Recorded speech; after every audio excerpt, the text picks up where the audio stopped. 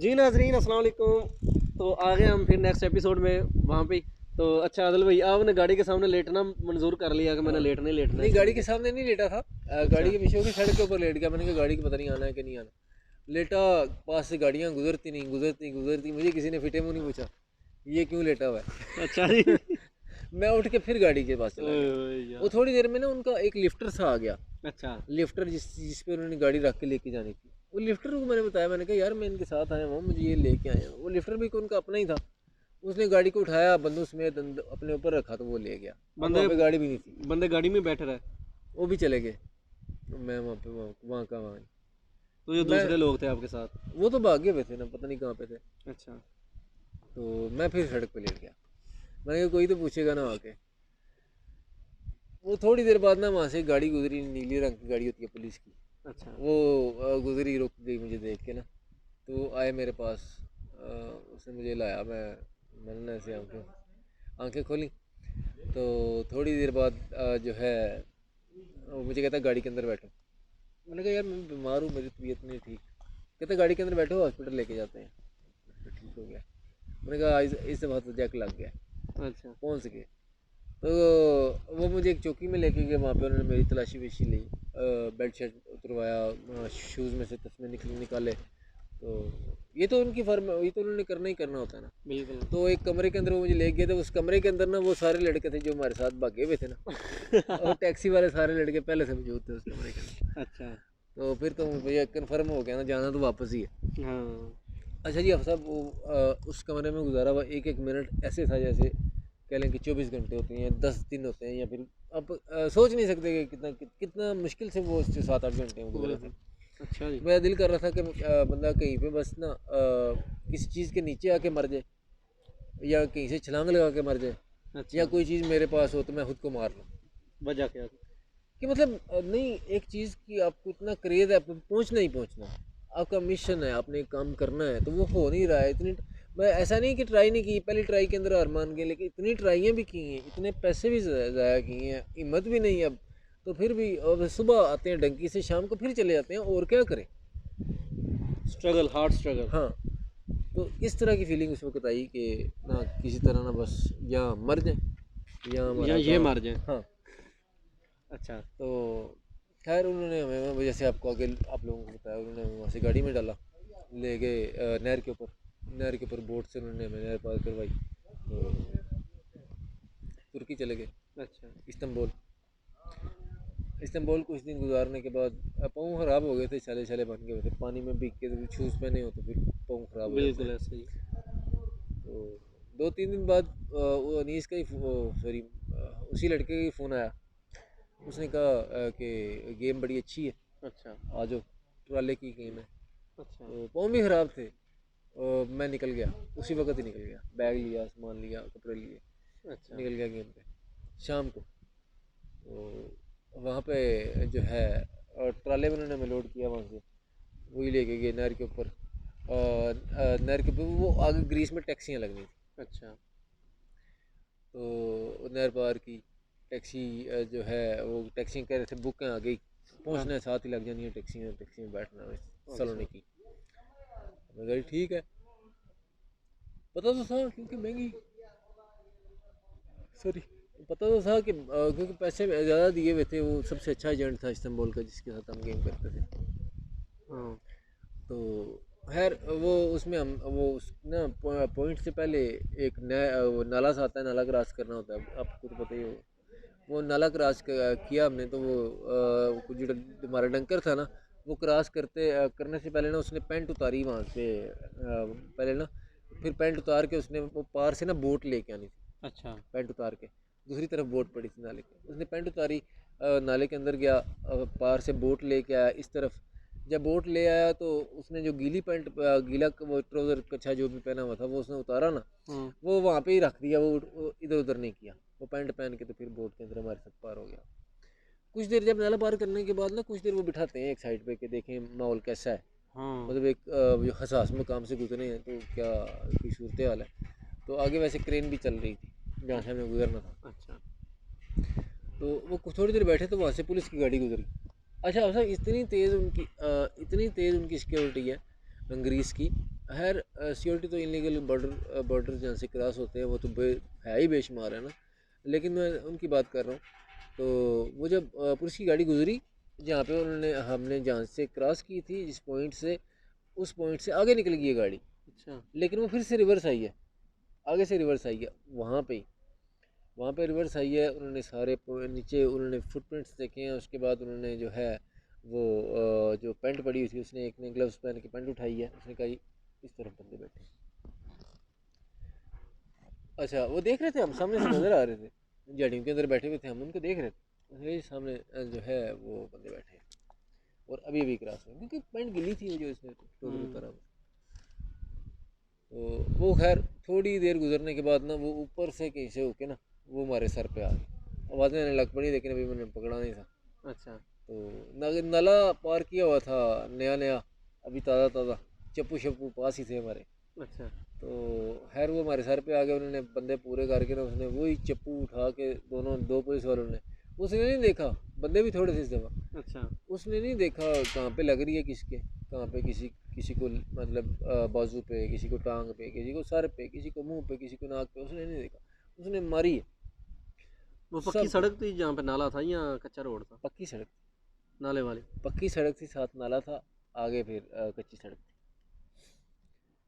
تو وہ جو ہے پھر اس نے ہمیں گاڑی میں بٹھایا پھر لے گیا. مسئلہ یہ تھا کہ پہنچ نہیں تھی، زیادہ پریشانی یہ تھی کہ وہ میرا دوست پہنچ گیا ہوا تھا.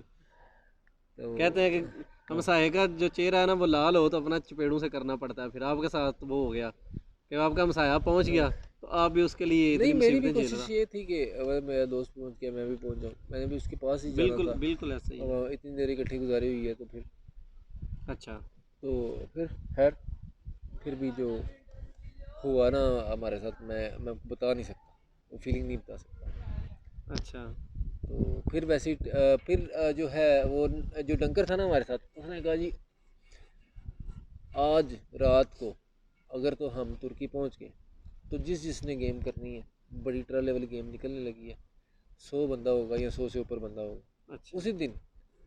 تو جو استنبول جانے کے لیے ٹیکسی کروا لے گا نہر سے، ٹیکسی کروانے پہ تقریباً بڑے بے شمار پیسے لگتے تھے، 200 پر کس 200 لیرہ 200-300 برکس لگتا ہے اگر ساتھ آپ کے بندے تیار ہوں. تو اگر کوئی بندے کی کوئی سارے کہتے ہیں ہمارے پیسے ہی نہیں، پھر سارے آپ نہیں دینے ہیں نا. بالکل تو آپ نے جانا ہے استنبول. اگر جو استنبول ٹائم سے پہنچ گیا وہ اس گیم میں جائے گا اور وہ گیم انشاءاللہ پہنچے گی. اب جنون اس حد تک تھا کہ اتنا ذلیل ہو کے بھی وہ اس کی بات سنی. تو میں نا وہی سوچنے لگ پڑا، میں نے کہا کس طرح شام کو استنبول پہنچا جائے، بس اور کچھ نہیں. وہاں سے نہر پار جب انہوں نے کروائی پولیس والوں نے یونان کے اندر ترکی کے اندر آگے، وہ ڈنکر سے میں نے بات کی ہوئی تھی. میں نے کہا تم میرے اپنے ساتھ لے جاؤ رہائش پہ کسی طریقے، ساری ٹیکسی کے پیسے میں دے دوں گا. اچھا جی ساری ٹیکسی کے پیسے میں دے دوں گا. تو لیکن خیر 2-3 لڑکے ساتھ تیار ہو کے جانے کے لیے، اور ٹیکسی کے پیسے 3 بندوں پہ ڈیوائڈ ہوئے. ڈنگر فری میں چلا گیا. ڈنکر تو فری میں جاتی، فری میں. تو اچھا جو ہے وہ رہائش پہ ہم پہنچ گئے ٹائم سے پہنچے. تو گیم جو ہے وہ پوسٹ پونڈ ہو گئی تھی کل پہ، یہ گیم اگلے دن نکلنی تھی. اچھا ٹھیک ہے. تو وہ میرا دوست تھا، میں نے بتایا میرے ساتھ ترجمان تھا اس میں، یہ ایجنٹ تھا. تو ہم جب اس سے بات ہوئی اس نے کہا ٹھیک ہے جی. اس نے مجھے سامان لے کے دیا، کھانے پینے کا سارا کچھ. اس نے کہا عادل کل گیم میں جو ہے وہ تم نے جانا ہے. میں نے کہا چلے جائیں گے، میں تو آج بھی جانا تھا.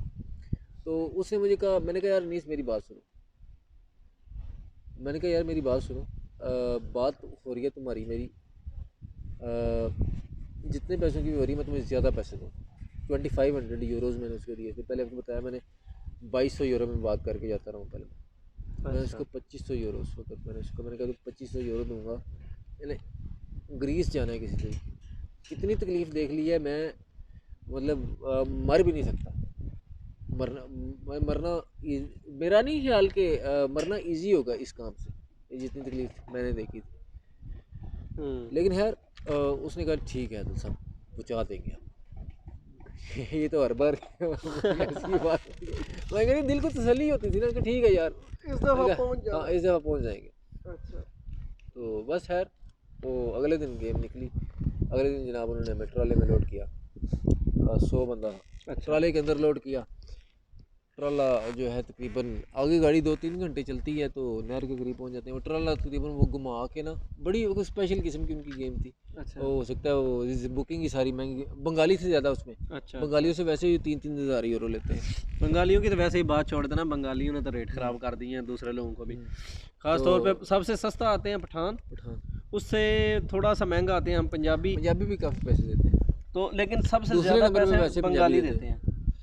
तो पठान फ्री में, बहुत ज़्यादा फ्री में आ जाते हैं, पता है आपको? हाँ, तो बात जो है वो बंगाली से उस गेम में, तो वो ट्राला कोई 7-8-9 घंटे चला, तब जाके वो तकरीबन उसने में उतारा, नहर के ऊपर पहुंचे।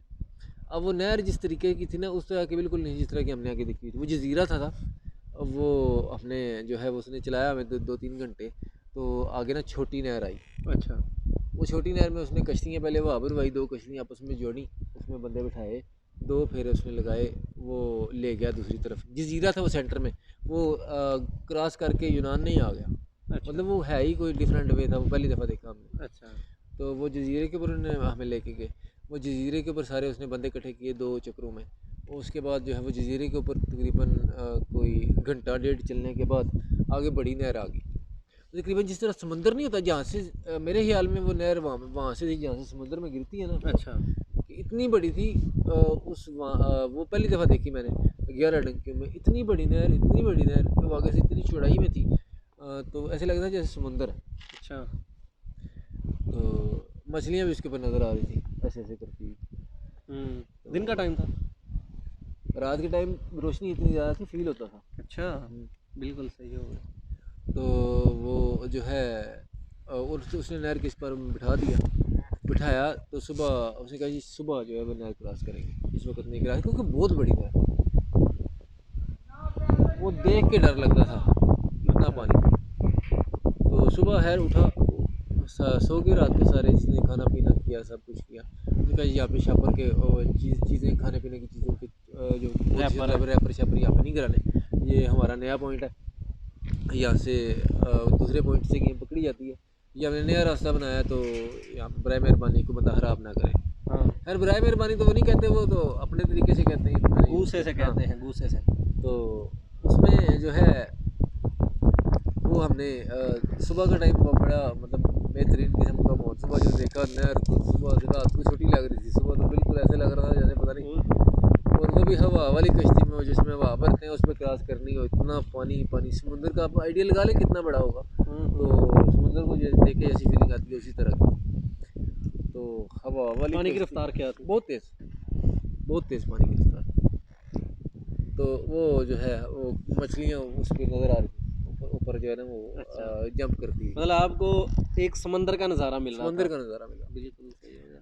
तो वो खैर कश्ती में उसने वापरी, उसने कहा ये डबल कश्ती नहीं लेके जानी होगी, क्योंकि पानी की रफ्तार भी बहुत तेज़ और है भी बहुत ज़्यादा सफ़र करना है पानी के अंदर।